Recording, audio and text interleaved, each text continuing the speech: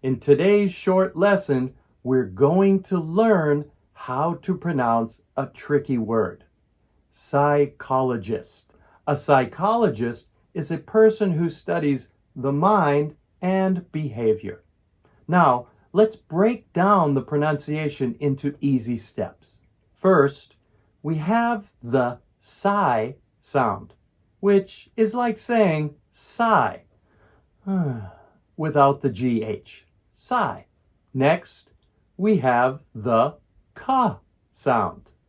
And I'll put it down here. Ka.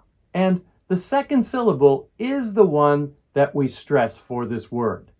Psychologist.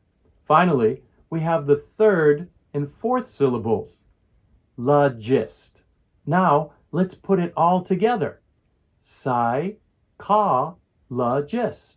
Psychologist. Example sentence, my sister is a psychologist. That wraps up our lesson on pronouncing psychologist.